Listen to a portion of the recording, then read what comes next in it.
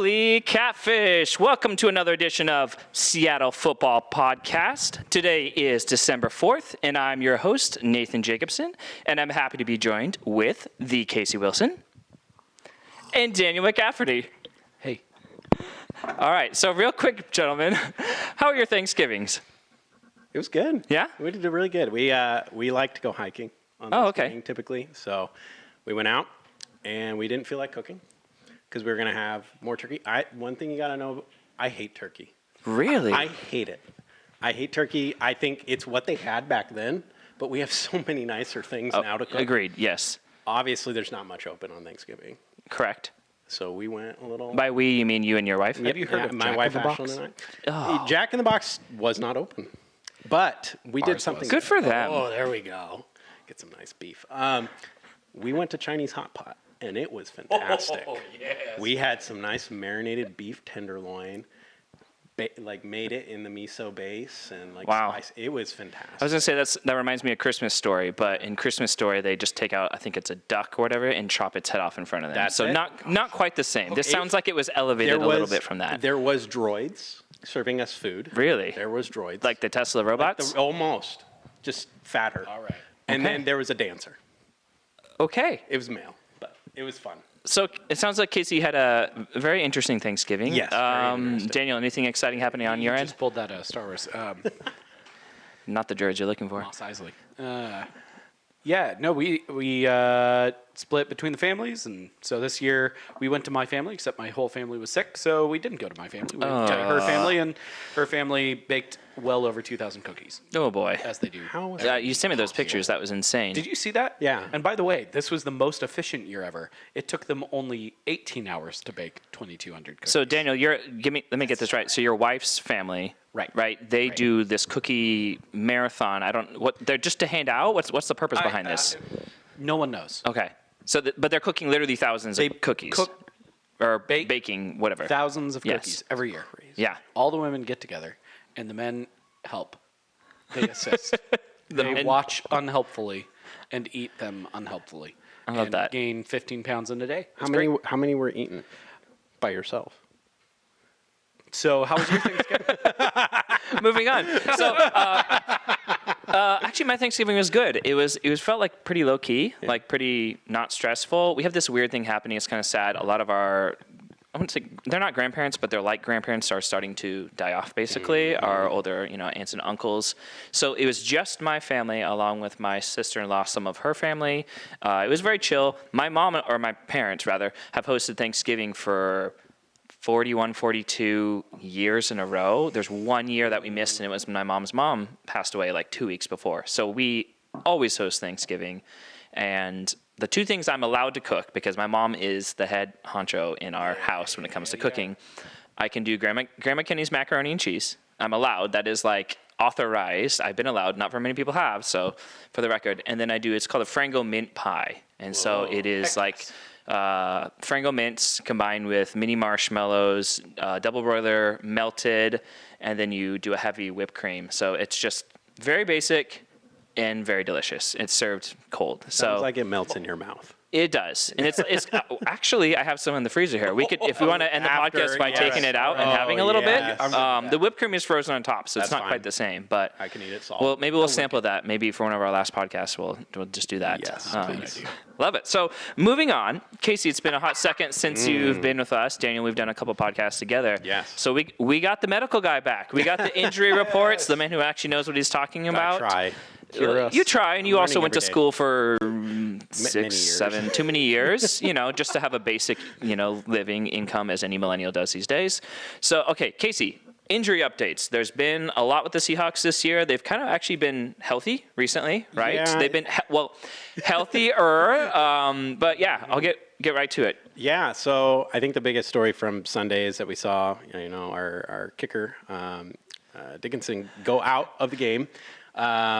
And with low back spasm. So we're kind of seeing today on the injury report that he was limited, But Jason Myers was the one taking punts today, and Mike McDonald even alluded to even signing a punter. And so it's a possibility. Do we know what is the injury that Dixon has? Do Dixon we know? has his just back spasms right now. Yeah. So he's an old man. So he's becoming older apparently, but he's still one of the best punters in the league, and it would be the best. Big I would argue. shame. Yeah. They were saying Jason Myers was punting about 40 yards during practice, so not bad. He is a kicker. He Very, should be able to should kick be the able football, to. I would think. So as long as he stays healthy, we should be good. So, Okay. Other notes: Leonard Williams, second week without, just didn't participate with foot, but that was the same as last week. Not too concerned there. Okay. Kenneth Walker is limited, new injury this week with the ankle calf, so don't know much detail about that. We'll see if that progresses to full participation by the end of the week. Ernest Jones, knee is limited. Probably just watching reps for him. The one that gets me is he was full practice last week, and now he's not participating today, is Abe Lucas with the knee. And so he was able to play through the full game. It might just be a situation where they're managing his reps because he is playing a lot of them early and they need him desperately on that line. They do. But also, I don't like the initial did not participate. So we'll definitely have to watch that over the next couple of days. Yeah, and I would just hop in. I think one of the things we know from a lot of the reports that come out from all NFL teams is Wednesdays are the managing reps days. A lot of veteran rest days. And, Usually. If there's a DNP on a Wednesday, It's not super big. So we're not it isn't panicking the yet. red flag. Right. It is the what if that's tomorrow too? Yes. Right. Because by the time you get two, or by the time you get a limited, not a full, on a Thursday following a DNP on a Wednesday, then you start to go. That's the concern. I don't know. So the other only negative here is actually about the Cardinals here. They only had one player miss practice on Wednesday. So they are looking pretty, They're pretty healthy healthy right now. Yep. So they are going to be looking to make sure we Didn't they try to just take get it back to- their first round D lineman? LJ Collier. They have Darius. I mean, their two defensive linemen, Who Darius looked Robinson and Dante Stills, were limited with calf and back injuries, but they're still. Yeah, because I think last week or week before against us was the first time their first round D line rookie from this year had played. Oh, okay. And so he is someone who could grow into a bigger role. Yeah. Right? Yep. This end of season. Yep. Okay. Love it. So thanks for that injury update, Casey. We're going to move on to our topic of the day, or topic for this podcast episode, which is going to be focusing on the offense. We love the offense. The offense has been great. Has it? Has it not? I'm sarcastic. So there's a couple culprits, and I'm curious what your guys' thoughts are. Geno Smith is one of them, obviously, the quarterback, right? The offensive line, we've talked quite a bit about them. We'll talk more about them. Yeah. Ryan Grubb, first-year OC, right? Yeah. UW guy, and John Schneider. So, do any of you guys, any of those four areas or people, does that anyone stick out in particular who you're like, yep, I really think this is the problem? Well, unfortunately, it is layered. So Yes, this it is is. less of a multiple choice problem. Pick one. This is more of a percentage pie, right? This is a pie Okay. graph. So how much of after a hot start, after some big battles with the Lions, right, when they were fully healthy as a defense, to now going, Geno's got 13 TDs to 12 INTs. Yeah. Yep. We've got an O-line that has sucked all year. Yeah. Geno has the most passing yards still, right? Yeah, In still the leads NFL? the league in Yep. passing. But we can dive deeper on that. Overall, do you start with players or do you start with who brought the players in or who's coaching the players yeah. up? That's a philosophical question too, right? So, the players who were brought in, I think we would all say there's issues with the interior O-line. Yes. The players who were brought in, we probably wouldn't blame anyone necessarily for George Fant's injuries. That's not a Injuries happen. You can't predict thing. them. Yep. The rest of it kind of is. Yeah. Yeah. So then you get to Geno, and I'd still come back to overarching, just broader stats from PFF talking about turnover-worthy plays versus the bad turnover luck, right? He's got one of the lower turnover-worthy play percentages in the league. Okay. It's not like he's throwing horrific balls all the time. In fact, of the current 32 starters or the 45 quarterbacks who've played, significant steps this year, he's not bad. He's like bottom 10. So it sounds like Geno Smith, at least for you, Daniel, is not necessarily the problem. Maybe part of the problem, or it's a complex issue. It's a complex issue because I'm not excusing him from it either. It's Sure. just that he's had bad interception luck. Yeah. Like objectively bad interception luck. A guy who's thrown half as many or less, Josh Allen, has had a much higher turnover worthy. So, Casey, are you on the same page with Daniel? I'm curious. Your thoughts on Geno Smith? I agree. Geno's been average for the most part the last 3 games where we actually have been having some success despite the Jets, that poor showing. I do think there is a bit of a mixture between the woes that we see on the offensive line and Grubb, honestly, too. I do want to point out that McDonald's conference this week that they want to have a better game plan going forward into this week. And that was an interesting comment. This is not the first time this season that we haven't had that kind of prepared script. I mean, everybody brings up the Giants game, the lack of the run game that we had prepared for that. And it just seemed like that was a winnable game. That if we just ran the ball, we would have been able to at least control that first half. We only ran the ball twice.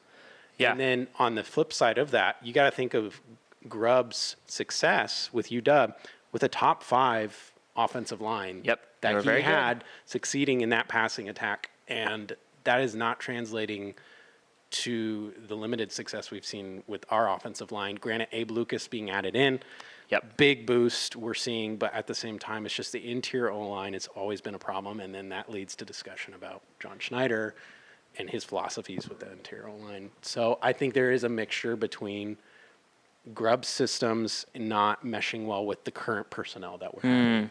I mean, I've pushed back a lot on people, some fans. There's definitely a movement. There's definitely a part of the fan base that wants to see Grubb fired. It's like, we've seen enough. Like, he's not the guy. Let's move on. And the only example I can think of that after 1 year is Jeremy Bates, right? He was the OC under Pete Carroll his first year. And that was it. It's like, we don't think about it because Bevel replaced him, right? And Bevel was arguably the best OC he had. Bevel and Cable technically shared. They was Cable assistant head coach, I want to say, or something like that. He shared some of the play calling, coordinating responsibilities. But yeah, it was Bevel. Right. Yeah. It was Bevel for the best part of the Seahawks years, but that's like the only time I can think of where like an OC had 1 year and then he was fired.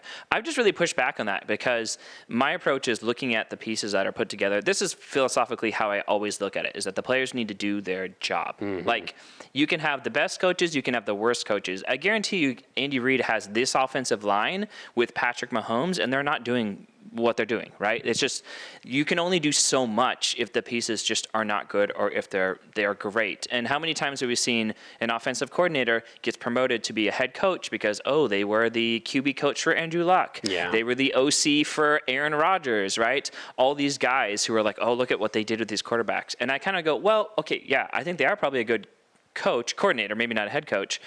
But the player they had was elite. Yes. They were really good. And that's kind of where I think I'm at with the Grubb. I'm somewhat indifferent. Like, if you believe in Mike Macdonald and what he's doing, and he makes a call, I'm firing after 1 year, I'm firing Grubb, then it's like, okay, if you trust Mike Macdonald, then you got to believe that he was not the right guy. And you got to trust him. But I don't know. I push back so much with how bad this offensive line was constructed and what John Schneider said on the record. It's like, what is Grubb supposed to do? I mean, sure, you can run the ball 20 times in the Giants game, but were they going to go anywhere? The Giants have a very good D-line.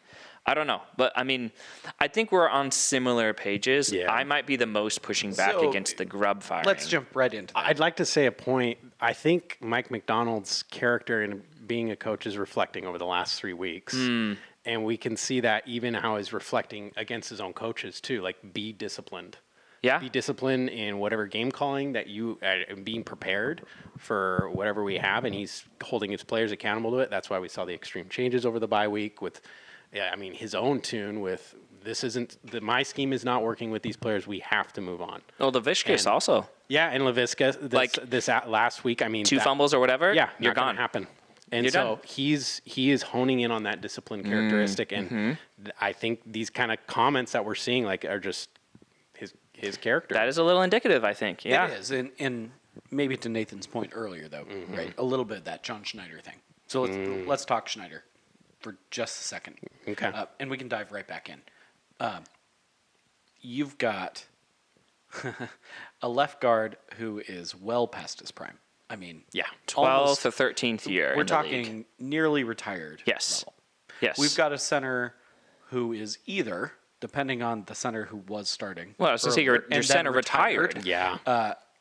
If you want to Middle of consider the him season. the Coming off center. serious injury, too. Yeah. But that was That was your because plan. Olu wasn't looking super good. He's 27. Connor Williams, 27 years old. It's just crazy. But that was Yeah, a it crazy is. injury Yeah. too. It is, right? yeah. And the right guard situation,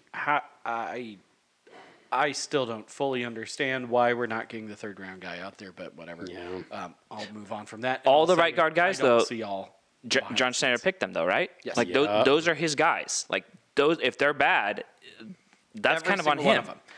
Now, that's same as being said about the centers, because he either drafted them or he signed them. Same with the left guards, drafted or signed. Yep. Right? Like, this is all a Schneider thing. That interior O-line is so bad. Yeah. Having your third or fourth string right tackle be bad, Injuries happen, and no one planned on those guys that's starting. terrible. That's That multiple sucks. games, that Like, was- do Yeah. your best, but oh my goodness. And then you hear people blowing up about Geno Smith in those games. It's like there was nothing. No, I mean, no. select handful of plays that were truly on him, like the amount of pressure that he was put under. So Well, and that's part of like the pushback I had with the Geno conversation, flipping back to him, Yeah. is that like, okay, look at what's happened this season. Look how he's been pressured. Not just this season, just his time with the Seahawks, how he's been pressured. That happened, like psychologically, that happens. The whole seeing ghosts, like that is a real thing Yeah. with quarterbacks that are getting hit over and over and over again. It's like, okay, you got to have the ball out in 2.5 seconds or you're dead. Yep. Like Well, on every and this play. is a guy who likes to play hero ball a little bit, right? He has a little bit of that tendency, which means, once again, He runs if hot he's and seeing cold. ghosts and he likes to play hero ball, and he can't really trust his O-line because no one would. Yeah. Yeah. Then how much are we really blaming Geno? I mean, you can. You're free to. He's the quarterback. He's Yep. responsible. Most important But position. also, that's not my position. So, like, he's a part of the pie.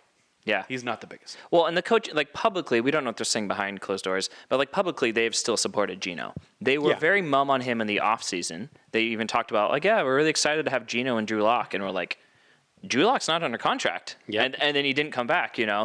And so, you heard how much John Schneider was even talking up Drew Lock. yeah, too, he did. to re-sign he him brought again. a Yeah. unprompted. Yeah. No one even asked him about He that. liked He was just Drew Lock. He liked loved Drew Lock. Drew Lock. Yep.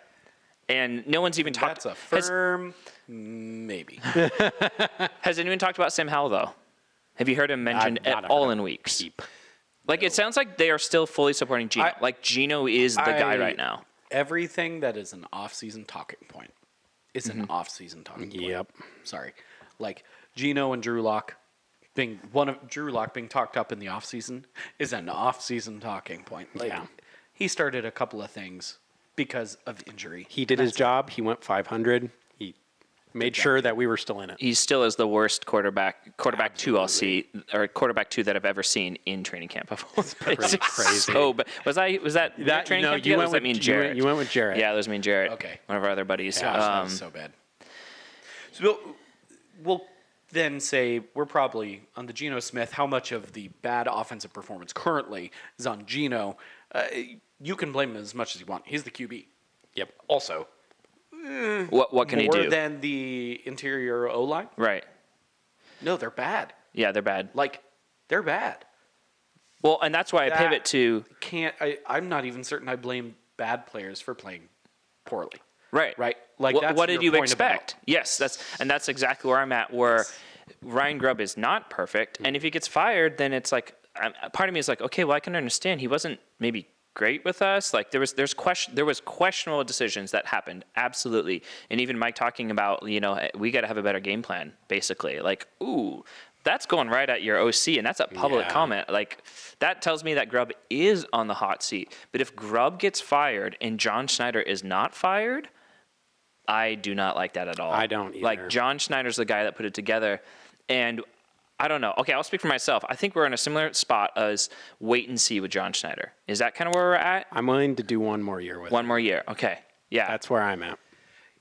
Yeah, if I don't see, I don't know what it would be. It's not a philosophical change, because that would be hard. Yeah. If I don't see alignment between what he's doing and what Mike McDonald wants after this next cycle, then I'll be out. Because there hasn't been alignment. But again, I'm the pause I have on John Schneider. I currently view him like 55% negative, 45% positive on my visualized scale. Like a little more negative. 65 right now. negative, 45 positive. 55. What are you at, Casey? I'm around the same. Like, if he can successfully rebuild this interior O-line with veterans that we can actually give the time to draft and develop interior O-line that, we're seeing the successful teams be able to do. I mean, you point out the Eagles. You're now pointing out the Lions. You're pointing out the Ravens a little bit. Mm-hmm. Yeah. But it's just like The perennial playoff teams and or the best teams right now. or who are becoming it. I mean, you saw who the Lions were 2 years ago, and look how they've been able to flip that ship. And I have a thought that I'd love to share after that, but you're about the same as me. Where are you at? 70-30 against, basically. So the comment that he made that's infamous at this point about the interior O-line being overpaid, totally get it. Still agree that's horrific PR, right? Yeah. And honestly, if that's what you believe, keep it behind closed doors, dude. Right? Like, that's not going to embed any goodwill into this whole situation. But Damian Lewis, very specifically, was I was just thinking at that. Yes. wildly overpaid. So that's what I was going to ask. But he's not great. What So, would like, you have done differently? If Do you what pay his Damian comment Lewis? is Yeah. referring to re-signing guys who end up getting massive deals on the market, then in that very specific context, I could go, yeah, I'm not going to re-sign Damian Lewis either. Not at that price. You saw how much the Carolina Panthers invested in their O-line this offseason. Yeah. Look how it's turning out. And again, going back to your point, it is on the quarterback ultimately. Like, we're seeing the lack of success with Bryce Young. Yeah. And so Yeah, I still think of those four pieces of the pie of why the offense isn't functioning really well at this point in the season. What week is this? 14? Yeah. So I'd put it on Schneider a lot because the pieces, the interior O-line, and unfortunately the way the right tackle situation worked out. Well, the free agents Is that. Yeah. he's picked up also, right? But That's honestly, also the he's thing. never had a chance to work with Mike McDonald before. So giving him one That's year true. to be like, Giving another oh, I year. got you these guys, and Mike's like, okay, that makes None sense. of them are whatever. And Yeah. in the end, wait, hold on, this didn't work. Okay, if that happens once in their careers, great. If it happens, if anything similar to that happens again, then you go, wow, you're signing dudes to millions of bucks, and we're just cutting them halfway through. Well, and across the league, offensive line is an issue, right? Oh, People yeah. don't want to play Yes. it. Like, it's an issue from the college perspective, right? Where we're running different offenses. It's an issue from the NFL Players Union, how much they're allowed to practice, right? How much they're allowed to hit, all that kind of stuff. So, like, there's this regression that has happened across the entire league. So it's not like the Seahawks are just in a vacuum, like, they're the worst team in the league drafting offensive linemen. They might be. I don't know. They're not good at it, certainly, unless it's the top 10 pick. But, like, it's across the whole NFL that we're seeing this problem. But that's where it's really hard for me to be that's why I'm 70-30 against with John Schneider. He's shown that he just can't do it. Like, if he has a top 6 / I don't know, it was 6, I think it's both where his left tackles were taken, 6 overall. Yeah. If he doesn't get those guys, then J.R. Sweezy, a D lineman you convert, Damian Lewis, who was an average guard, right? Not great. Justin Britt. So you hit on him, Justin Britt, and Abe Lucas. I mean, the reason he fell to 3 was the medical, right? He was that kind of borderline first-round guy, but the medical dropped him, and now we're seeing the medical. So I don't know. It's an issue across the NFL, right? It's an issue with the Seahawks, and I don't know. We'll see moving forward, basically, what happens. But it sounds like offensive line or maybe John Schneider is a combination of what is most to blame for the Seahawks' offensive woes. Yeah, I think we're mostly in agreement on that. I would say so. All right, well, we're going to go ahead and take a break, and we'll see you guys in a little bit.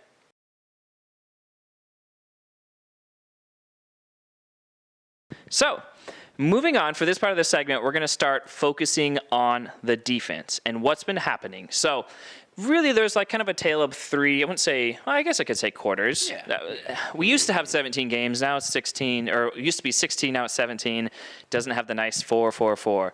But all that to say, this defense and this team started hot. Granted, the competition wasn't maybe elite, whatever. It started really good, right? Winning streak, and then I can tell you because I was at the games.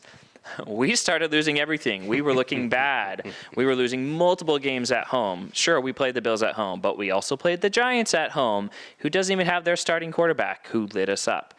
And then we have a bye week that happens. Come back from that, and suddenly it's lights out, top 10 defense, right? Statistically, I don't know, we're like fourth since the bye week or something crazy. So my question to you guys really is this. What has led to this resurgence, this change of this new Seahawks defense that we're seeing right now? Leonard freaking Williams. Oh, yeah. Leo. Show me that big cat. No, I mean, he's one big component of it, but Yeah. more so, I mean, he is being elite when we were just chatting about how Byron Murphy is taking the brunt of a lot of the attention. Taking for those the double offense, teams. And Yep. Leonard Williams is able to feast, and that is what we've been missing for years. We've been having one signing of one maybe elite guy or one potential of this guy being able to get into the backfield, and he just gets double teamed or just gets blocked. And for some reason, Pete wasn't able to solve that, I feel like, in recent years. Whereas now with Mike You McDonald, want me to dink and dunk? he wants to dink and dunk. He wants to Kobe and Shaq this O-line up. And what we're seeing, Mike McDonald loves athletic D tackles. Yeah, he does. He doesn't like these straight up bull rushers, and we're seeing that now with two elite performers. Byron Murphy's performance wasn't all that great last week with the Jets. However, he was the one to be able to open up things for Leonard to be able to have a 90-yard. Was he playing nose tackle, Byron Murphy? Oh, I feel like he was. good question. It's weird because we don't have a true giant nose tackle right now, and yet Murphy is so athletic that he's actually playing Well, and position. that's one of the things I think is actually going to be available in this upcoming draft. Right? And I think there's nose tackles available in most drafts. Yes. Right? Yep. But athletic D linemen who happen to play nose tackle, who Right. happen to have the body size and the weight and can manage it, Yep. yeah, that's a little more rare. And That's there's one kind of of a the unicorn. two Michigan, well, really both the Michigan D linemen are awesome. One of them's going top 5. Yep. Mason Graham's going to be there. Were they the ones planting the flags? On the flag? That was fun. Maybe. That was fun. I enjoy those fights. But the other one actually is bigger. 339, I think. Yeah, is he's his a big current boy. listing. We'll see what he is at the combine. But Murphy was Texas A&M along with Sweat? Texas. Texas. Okay. Yeah. Yeah. Okay. so So last year it was Texas. This year saying it's Michigan. Yeah. Okay. right. There's always a school with a couple of them. Yep. And the other one is probably worth that late first, early second pick. And I'm just, oh boy, if Get 'em. we don't We're gonna draft go. O-line, Get 'em. if we don't draft O-line, I'm already. Anyways, okay. So. Not only Big Cat, not only Byron Murphy, not only athletic D linemen, but there's two other major elements. There's depth. Yes. And depth, I actually don't mean depth in the charts. I mean depth in terms of starters that you have to pay attention to as an offense. Right? When Boye Mafe and Derek Hall and Byron Murphy and Leonard Williams are each guys where you're like, I would like to have some extra support. Throw in to Jaron defend Reed as these- well, right? Throw in Ernest Jaron Reed. Jones. Ernest Yeah. Jones. Well, comes Draymond up on the Jones. lane. Draymond Jones comes up. Jones, yeah. Honestly, Nwosu's practicing this week. He could come Yeah. back. Fat here Chenna could shortly. be there. We are talking Where's about the Taco Bell? Chenna. Right? All these guys. If it wasn't for your contract, I'd cut you right now. Oh, boy. Quote Mike McDonald. Quote to Fat Chenna. We don't actually know, but We don't assume. know, but we know. Sorry, you're saying. No, but each of these guys is a name. Like an actual name across NFL, like defensive starters. Yeah. We're not talking maybe the elite of the elite, You're not talking Cody Barton anymore? but no more Oh, Cody gosh. Barton. No, we have some dogs. Absolutely, we have some dogs. And And we even so- did we talk about Jaron Reed? We didn't even mention him. Like you he is mentioned him, one of but the yeah. he's like one of the leaders of this defense. And he's the faux nose tackle when you really put Right. it that way, right? Yeah. And Leonard Williams can slot in there just fine because he can do anything. Well, I think that was But like coming into this wild. year, that was something that we were really excited about was the Yeah. D line. Like we got some dudes. Like Draymond Jones still hasn't done much for us, really. But like we paid him a lot of money. He's done some. He's a pure pass rusher, and he's done actually some been able to stuff. pass. But like we're paying him good money. I mean, he's very athletic. Like you have him. Nwosu was years ago, before he was injured. He was the best player on our defense, and he hasn't even played this year. He was the best player on our defense as early as the beginning of last year, right? Like he was the best player. Yep. Dre Jones at that 280 at that hybrid size is one of my least favorite. I think it's developed into my least favorite position on D-line because it's the least predictable. Is he going to bowl people over? Is he going to do anything? The tweener types, they're hard. They're difficult.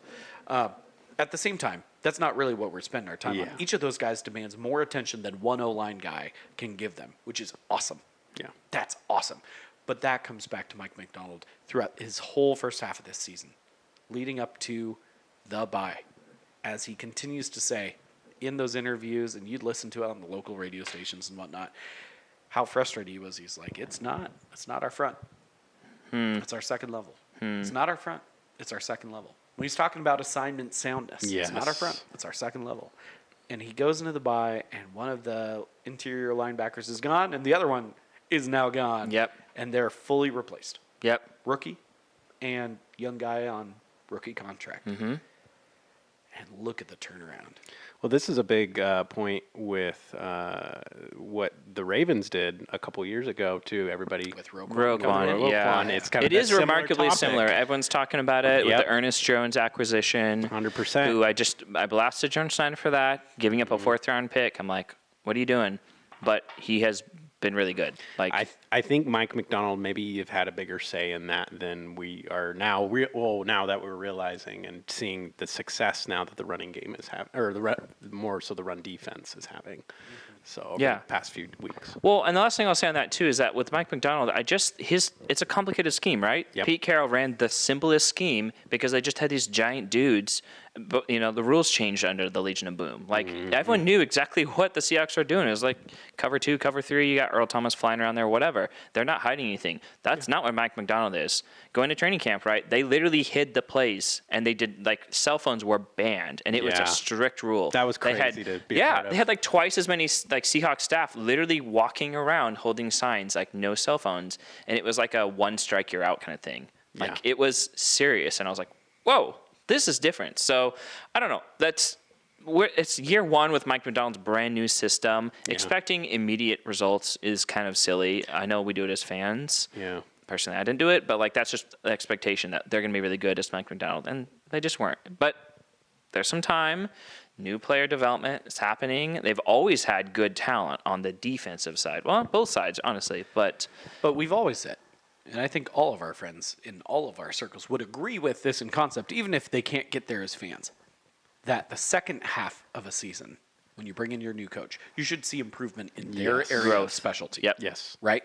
You should see improvement in their area. So Mike comes in, he's the defensive guru. Guess what? You should see some improvement, some notable, clear eye test passing and stats passing improvement in the second half. We're seeing it. Will it continue at this level with the pick sixes and the big guy rumbling down the field? I expect every game to have some defensive tackle returning a pick six. Honestly, the thing every single one was ridiculous is this last game. Yeah. I wouldn't mind talking about the elite defense, except I can't get there because the special teams was so bad. So bad. The fact that we won, honestly, doesn't even trigger in my brain. I'm still stuck on how bad special teams was. It's really bad. It was really bad. Well, this seems like an easy segment into the next. I wanted to make one point. It's just kind of funny to me because we're kind of looking up, Mike McDonald's 3-4 nickel schemes where there's a lot of pre-snap motion. And it's just funny how on that play, they're motioning how they want to deceive the offense and who's blitzing and who's not. And they go blitz. The only person to drop back was Leonard Williams. Yep. Do you remember the days? That's so weird. When I don't remember if it was Bevel or not Bevel. Our defensive coordinator at the time would drop back Jadeveon Clowney into coverage, and we would blow him up because we would be giving up these touchdowns. I'm like, why aren't we rushing our best pass rusher? Yeah. And it just seems like Clowney was just lost. The deception And the scheming that is so much more intricate with Mike McDonald, what he's doing, it's actually working to where, in keeping the offense truly guessing, to where we didn't keep offense. That was not a thing. Well, because in this game, not all players are interchangeable. Oh, yeah. And that one, it was stated, we're all interchangeable. Yes. Right? Mike Mack does not do that. Yeah. You are not all the same. You are not all playing the same positions. You have to have the capability, thus the athleticism, 100%. to drop back once a game. Yeah. Twice a game. You have to be able to do that well. Yeah, maybe not house the ball, but congrats. Get it. Come on, I'm fine with it. Let's go. I'm fine with it. I'm happy with that. So. Well, it's not going to happen every game moving forward, but it has happened recently, and that's what we're talking about now is the trends of where this team is going. So where are we looking at? I mean, because right now we're in the playoff thick of it. You know, we might even win our division. I don't have that as an expectation, but it's looking better. So that's kind of like the direction of the team moving forward, basically, is that what are we looking at for the rest of this season? You know, playoffs, an opportunity that could happen, could not happen. And now we're seeing some positive trends, which is what I want to see. What do you think for the direction of the team moving forward? What are we looking at? Is Mike building this monster elite defense? Is Grubb going to get out of there? Like, are we building something amazing? Is it just too early to tell? What are you guys thinking? Where are your heads at right now? I definitely think, looking at the schedule ahead here, obviously we have this big game against the Cardinals. Our percentage chance of just getting into the playoffs alone, if we win this game, is pretty big. And I believe the Cardinals have pretty easy games the next 2 weeks after that. They go against New England, who's looked better, but offensively they are putrid.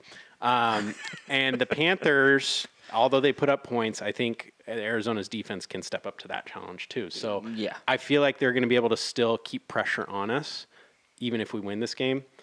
I do also think, though, I think this defense is able to kind of compete where we can challenge these next teams, like the Packers offense, like the Vikings offense, which has been hot and cold a little bit with Darnold, but at the same time, we can get into a realm of being a top 10 defense, protecting like these early leads that these teams like to get out to. Jordan Love in particular, man, he can turn it on and then man, he goes off. So it's like I'll be at that game. Yeah, that's going to be Sunday Night Football. That's going to be an interesting go. one at home. So, Man, but that's gonna be a good I want it. So, yeah, if we want to think about the Cardinals, this is an interesting matchup because how often do we get within 3 weeks, right? To Yeah, face it's a little the weird. same team. This is Come on, schedule This makers. is gonna be real funky. This is crazy. But it is kind of fun too because someone gets a big step up. Yep. Right. Someone gets an advantage and then has to hold that lead, and this is either way. It'll be interesting, right? At the same time, for us, we sit there and we go, if we take Arizona this time in their house, right? And it actually. Oh, that's a statement game. If It we is. beat Arizona again at It their is. house when they are very desperate for a win at this point, Yeah. after they're reeling, right? Because that game against the Vikings, they were winning that game. Kyler Murray threw 2 picks. Wasn't it like 19-6 in the third or fourth quarter? Yeah, they were up 22-16, I think, going into the I mean, fourth. they blew that game. Yeah, they They did. blew that game. But Murray this blew is that game. one of those, like, if we take it against the Cardinals, then we have to beat either the Packers, Jordan Love, and they are beatable. They are, right? He's got a little bit of the Farvian thing. Yeah. I know that comp's been made a million times, but it's actually there. Right, yeah. His He's a gambler a bit, risk not taker. nearly as much as Jameis Winston with his double pick sixes, his 4 touchdowns. Jameis Winston's the most wild quarterback in the NFL. He's the most he's the entertaining. Ryan He's just, Fitzpatrick. yeah. for sure. Hilarious. I love that stuff. No, like Jordan Love's got a little bit of the gunslinger to the larger extent. Yeah. Right? But if you want to talk about Geno Smith running hot and cold, Jordan Love's got some hot and cold. Right. Yeah. Lives on danger. Sam Darnold's got some hot and cold. Lives in danger. Now the team is better and the coaching is better with the Vikings to the point that they're 10-2. Right. Like that's. It doesn't with feel Sam right. It doesn't Darnold. make sense. I'm like, how? But they have 10 wins. So whatever they're doing, if we want to say Sam Darnold's been hot and cold, I'm still going to Kevin be O'Connell, like, yeah, right? but also they're awesome at something. They're great at something. The Bears are a trap game. Feel like a trap It game. is. Caleb Williams has oddly performed way better than I feel like that Yeah. we've seen. We've seen the public displays of frustrations, And but so bye-bye Eberflus. Well, Let's see and what they took the happens. coordinator out what was their offensive coordinator again? I can't remember his name. By Shane. Jackson Smith He's and a Jigba. nice guy. Good He's luck. a really nice Two guy. words. Good luck. Good luck. Yeah. So that guy gets fired. I feel like Caleb Williams, I mean, kind of like pointing back to Bryce Young being the number one pick, he didn't have, when the team was not doing well, Bryce Young doesn't have the talent to fall back on like Caleb Williams still does. Caleb Williams can get out of the pocket and he can still make a play. Yeah. And man, Keenan he's got Allen skill has had a positions, resurgence the too. last couple Yeah. weeks. You still have Rome. You still have DJ Moore. DJ Moore, gosh. And then Moore. DeAndre Swift can randomly put up successful Well, because running he's games. crazy. Why do I have fast. DJ Moore and Swift on all my fantasy teams? Because you That- love the Bears. I love- don't. I don't. You love the Bears. I really don't. You love Caleb Williams. No, I do not. You're his biggest fan. Well, I am winning in both my leagues, so whatever. Yeah. So the big thing is, like, we're going to focus on this Cardinals game because this is a tipping point of sorts. Yep. You think so? I think so. I do. I expect the Because- Cardinals to win, and I am not that concerned because I think they are desperate for that win. They need that win versus I just don't feel like that's where we're at. I don't. The only reason I think it's a tipping point is because it says more about this year's playoffs. Right? I don't think it says much about the team. Okay. But I do think it says a lot The about implications this of year's playoffs, if we will be in the specifically. playoffs. Right. Yes. So, like, it's got two side effects, right? One is, how do I view this team? We've already mentioned it a little bit, but, like, I don't really care. This year, specifically, in year one, with a brand new staff, brand new everything, it feels like after Pete It Carroll's should be a first year- rebuild. It It's should apparently be a rebuild. not, but even if yeah. it isn't, great. Good for your culture. Yeah. Also, like if you sneak in as the 7th or 6th seed, I don't care. Well, I Right? mean, okay, Pete Carroll first year 7-9, they won their division oddly. Yeah. But was a culture building. You could see Yes. good things. Jim Moore, I think they had 5 wins, 4 wins, bad, fired after 1 year. Mike Holmgren, right? It took a couple years to get going, but you can feel that culture building. So if we take the division, it says something else. I do think the excitement has to go up at that point. A little Yes. bit. Yeah. Not for necessarily a deep playoff run, Yeah. right? You might win one playoff game, call it good. okay, gun to your head. Do we win the division? Yes or no? 3, 2, 1. No. Daniel? I'd probably go yes. And I'm going to say no. I'm only saying yes because the 49ers, it's a 51-49 kind of percent. Yeah. The Yeah. 49ers look toast. They Yes, look. they do. I They do. think the Rams are toast too. Really? I Okay. think the Rams are more toast than they've. See, I don't feel that. I hate how we play the Rams that last week. I really do. That's a big deal. That's a in big LA. deal. I agree. in LA. You know what? Let's get weird. Let's have a losing division or a losing record and win the Hey. division. Let's Right. do it. Let's do that. Let's do it. Why No, not? I look at the Rams team, not Yeah. us yeah. against them, 100%. but the team, and I think, I don't think you have it. All they But I've have thought is a that for a good. couple of years. All they have is a good defensive line. I've really thought that to for a couple of years, fall though. back on. I No, just Sean McVay so- drives so me that's- crazy. that's His not where stupid I've been douchey at. haircut. I know. Gosh. So McVay and Stafford have been awesome. Stafford looks different this year. Yeah. That's where I'm at. 35? 36? Would you double check that? He's like 35 or 36. back injuries. There's nothing wrong with a 35-year-old for the record. But yes, Stafford is getting older. Do you feel a little attacked? Just a little. No. No? I'm just 30 stating that 35 is How's your young. back? 6 years old. That I'm feeling great. Feeling And powerful. he also sprains his ankle this last game. So I love that 36. picture of him too. I just Hey, remember when there was who was it at the Super Bowl parade for the Rams, and there was like a reporter or something who fell over, and he was so drunk he just looked at him and walked away. Like they fell off the stage, and he just was like, oh. Huh? So my point is, his arm looks different. We're beginning the process where, like, Noodle? when you watched Peyton in the last few years, and I'm not saying he's noodle arming, right? He's still got a cannon when Throwing he needs ducks. it. No, he's throwing it away faster, like the Aaron Rodgers thing, like to the point where it's unhelpful. Right? He's dumping it off even when he knows the guy's gonna get blasted. He's tossing it into the ground even when he knows he could have held on for half a second more. Like he's doing the things that broken older quarterbacks begin to do. showing At some that decline. point, Yeah. when I say the team is toast, what I really mean is the quarterback might have hit that edge. yeah. He might be there. Yeah. So Could we lose? Yeah, I think it's a 50-50 toss-up against Arizona. I think if I had to put money, I think I'd say we probably take the division over Arizona. I mean, it can happen. I don't know. We are in the lead right now. I'm not saying it won't happen. Yeah. I'm not expecting it. And so if it does happen, cherry on top. So two of us are like, So what if we head into this and we're the third seed or whatever because NFC West somehow outperforms fourth seed? it could happen. Division. It definitely could happen. Potentially. Yep. What does that do for you? Does it do anything for you?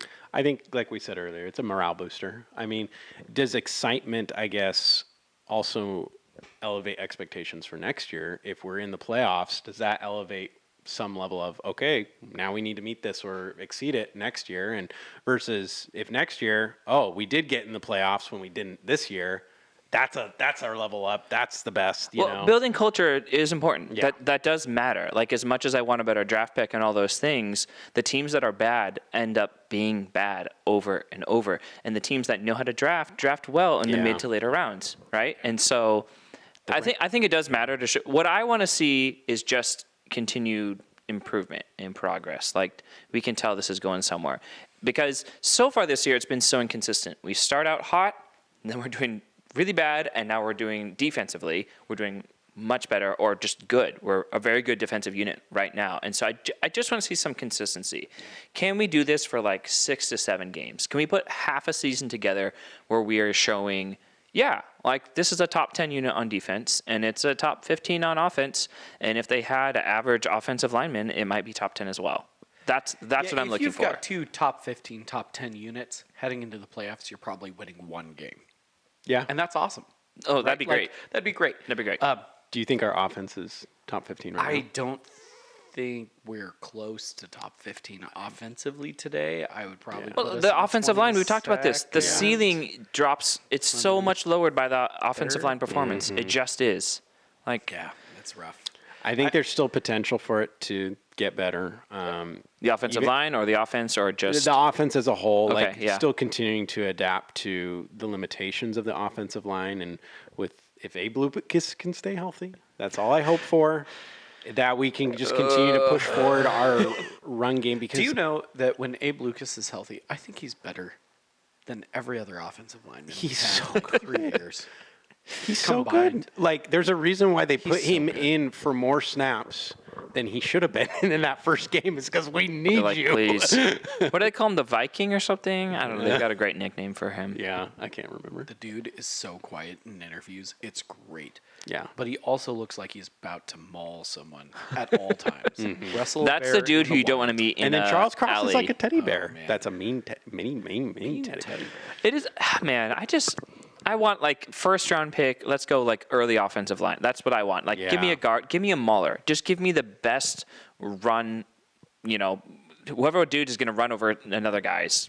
That's just We together want the heaviest humans in this draft. We do. We want the most mauler of a guard. round or one. the biggest nose 6'3", tackle 340 pounds. Round 2. Give me the defensive nose tackle, whatever. 330-pounder. Yeah. Do you think Mike McDonald truly wants a 330-pounder? I think he wants one nose tackle. One real nose tackle. Yeah.